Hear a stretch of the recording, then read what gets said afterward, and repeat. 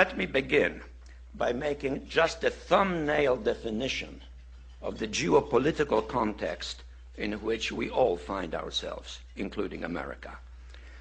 And in my perspective, that geopolitical context is very much defined by two new global realities.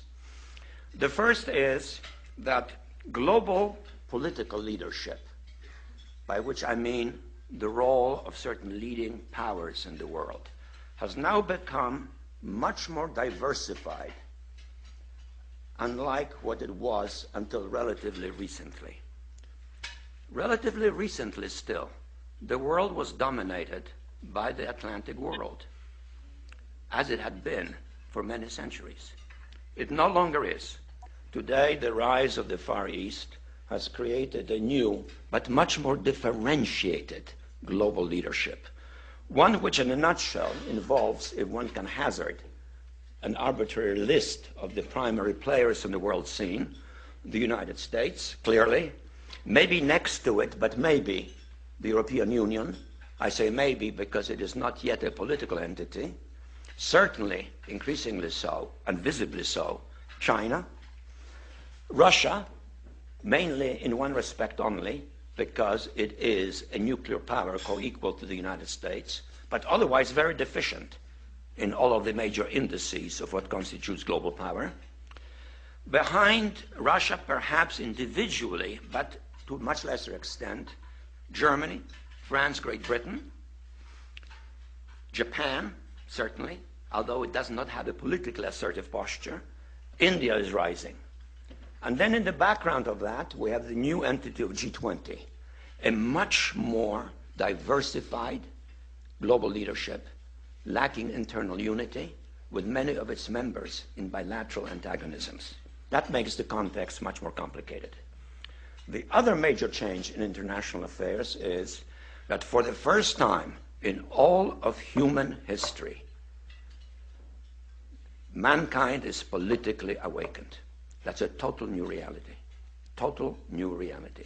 It has not been so for most of human history until the last 100 years. And in the course of the last 100 years, the whole world has become politically awakened.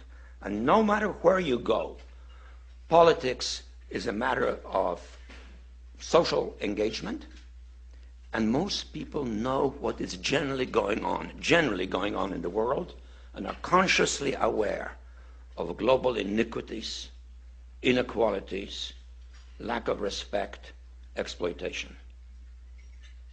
Mankind is now politically awakened and stirring. The combination of the two, a diversified global leadership, politically awakened masses, makes a much more difficult context for any major power, including currently the leading world power, the United States. I really enjoyed your presentation, but I'm wondering, how would you rate the United Nations in helping solve some of the geopolitical problems we've had? Some people say they're not adding a lot of solutions, and some people even suggest we should have another organization internationally that can do the job that the United Nations should be doing. And even people are talking about one world governments. I mean, how do you view the UN right now? Well, there should be such an organization. The word should implies that there is a kind of moral imperative or need for it. But it doesn't exist. Why doesn't it exist? Because we don't have a situation in which there is a concentrated source of power that has universal reach. Not even America has that. So the United Nations functions well in areas in which it is possible to generate consensus. And that deals usually with elements pertaining to human suffering, or to well-being, or to health. For example, the Food Organization, the Health Organization, the relief agencies, or arbitration of conflicts of secondary importance, in which the international community can kind of endorse what the UN is doing. But the UN is not a world government. The UN, when it comes to politics, is based on a fiction, namely 190 states which are members, each of which is co-equal with the others, except for the 5 that have the veto right in the Security Council. So it is an organization which reflects the ongoing diversity of the world. And I think we have, as a consequence, we have to realize that real solutions to political problems, to political conflicts, come from those entities that have power and have the willingness or the ability to coalesce or get stymied in the process or even go into conflict.